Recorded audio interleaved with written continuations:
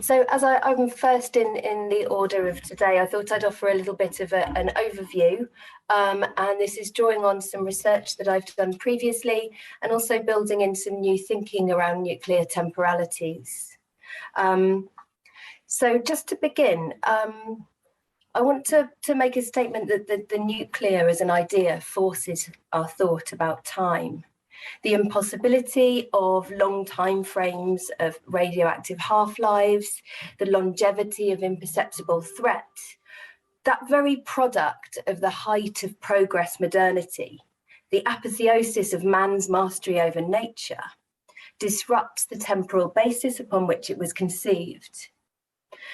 So nuclear technology, born out of science, hubris, geopolitics and statecraft, and out of hope, centralized infrastructures, the search for abundance, could not be more modern. The optimism of nuclear progress modernity and its fabulations of the white cities of the future, its promise of abundant energy, and of course, as Walter Benjamin makes clear, the ruination it leaves in its wake, its afterlife as nostalgia and pastiche, for example, in the aesthetics of atom punk, or in the nostalgic gaze towards mid-century infrastructures. Historicism views the past as developments, trends, eras, and epochs. It assumes a homogeneous canonical time through which a universal story of all peoples, no matter their own cosmology or temporal schema, might be told. Yet linear temporalities of modernity, however powerful, are never as monolithic as they might seem.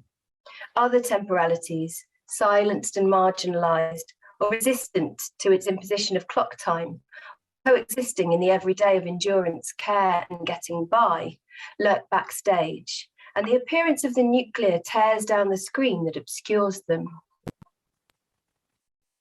Nuclear technology disrupts dominal temporal metaphors, such as those outlined in Stephen Jay Gould's classic history of geology, Time's Arrow, Time's Cycle, through its presencing of the temporal, its seduction indeed, emerging from its foregrounding of that which is beyond thought. So from the Bulletin of the Atomic Scientist's Doomsday Clock, currently set at 100 seconds to midnight, temporalizing our relationship with apocalypse through nuclear war, climate change, pandemics, and disruptive technology. A formal representation of the everyday fears of impending apocalypse and sudden annihilation that colored everyday life through much of the Cold War and required practices of vigilance and preparedness for life in the aftermath. And I remember as a child of active CMD members in the early 1980s, this idea of what came after sounded certainly more terrifying than the blast itself. To the slow, drawn-out processes of nuclear decommissioning and the temporality of those communities who are subject to its demand, as in my own ethnographic work on temporality, nuclear infrastructure and community in Visaginas, near to the former Ignalina nuclear power plant in Lithuania. In former and current nuclear communities, uncertainty, disavowal, pride and nostalgia, pariahdom and resignation jostle for position. Decommissioning reverts to, in many places, maintenance. Futures are foreclosed, time hangs in suspension, the slow time of waiting or endurance and living on and after time without telos. Or the lifelong uncertainty after contamination from test sites, as pictured here, uranium mines and refineries, clock factories, or nuclear accidents, where decisions whether, for example, to have children are taken in the context of unknowable risk and futures. Karen Barad describes in her discussion of the writer Kyoko Hayashi how the bomb is still going off when she walks through the ruins of Nagasaki to ground zero in the days following 9th of August. When her gums bleed when she is old, when her son faces each new day, the temporality of the future coming from the past, the prospect of getting leukemia as a second generation hibakusha. Or the deep time imaginaries that the problem of nuclear waste management brings about, the fantasies of future inhabitants of our worlds that we fabulate when asked to think across these timescales. These speculative thought experiments were perhaps most famously articulated in the Marker Development Panel for the Waste Isolation Pilot Plant in New Mexico to, and I quote, deter inadvertent human intrusion by future generations. And in Michael Madson's 2010 film Into Eternity, which I wrote about with two archaeologists some years ago. And these experiments attempt to construct a direct channel of communication between our present world and the deep future, assuming a total break in continuity that can only emerge from catastrophic thinking or from the fantasies of the space age, rather than the kinds of cyclical space-time that are marginalized from dominant forms of temporality. The debates become ones of management, of semiotics and ethics. Should we offer a warning or a confession? These gestures, while certainly worth a go, tell us something about our lack of trust in the institutions that will outlive us to keep a promise. The idea of the future is very much a construction of linear, progress-driven understandings of temporality. Futures in modernity are imagined, rendered knowable, and managed, controlled, and mitigated against. After a certain point, as we move towards late or post-modernity, the future moves from being somewhere further along the path to freedom and abundance, a set of possible risks to be managed, from hope to catastrophe. Claire Colbert writes of what she calls the paucity and timidity of the imagination.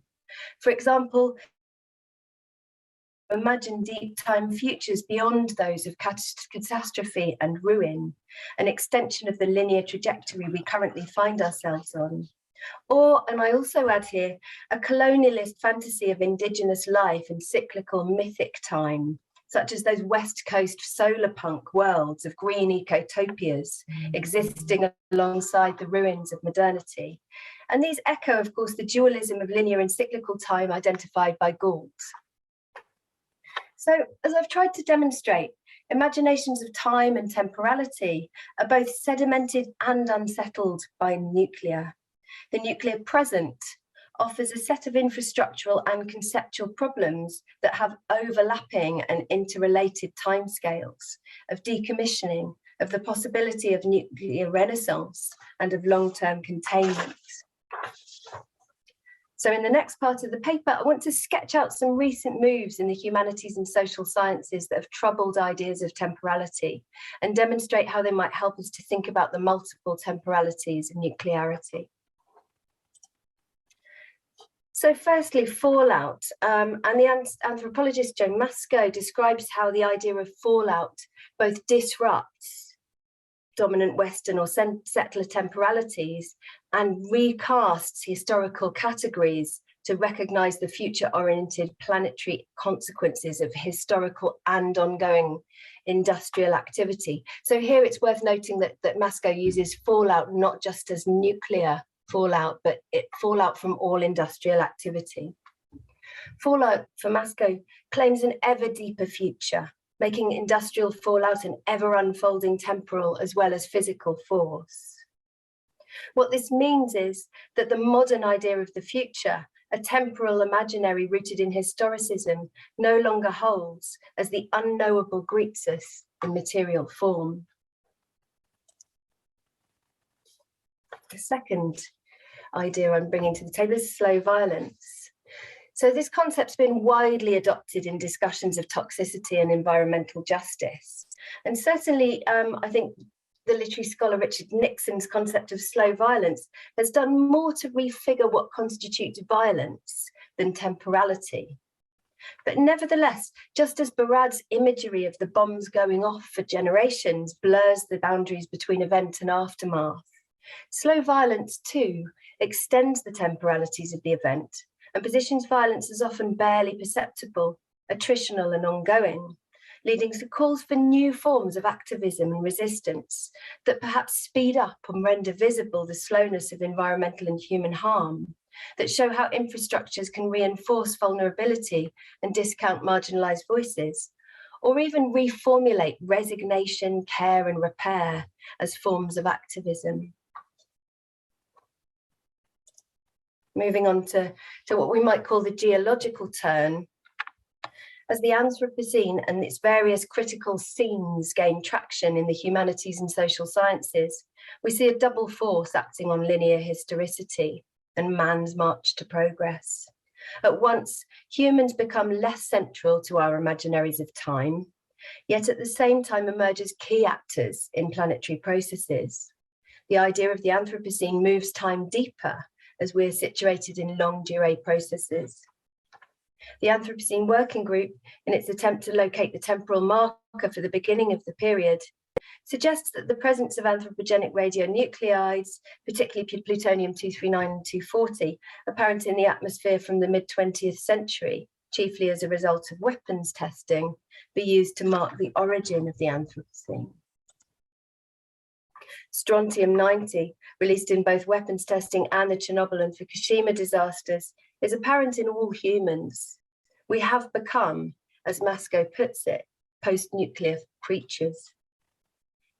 The critical geohumanities scholar Catherine Youssef, in her book A Billion Black Anthropocenes or None, historicizes geological science through a bipolitical lens.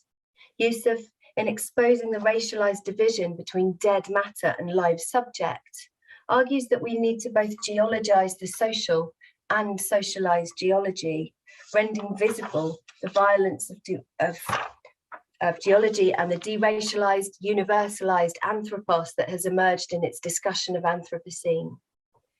In doing so, we can refuse the unity across time and space that it produces and make visible the flesh that underwrites the geological moment.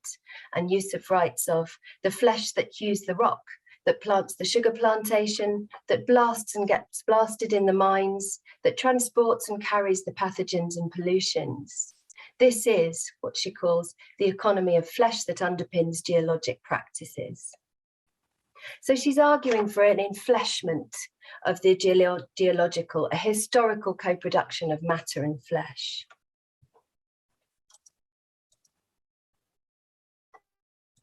Where does this leave the question of temporal imaginaries in terms of the specific problem of nuclear waste containment? I think the themes I've introduced today can suggest a move away from a model of separation, perhaps to one of intimacy.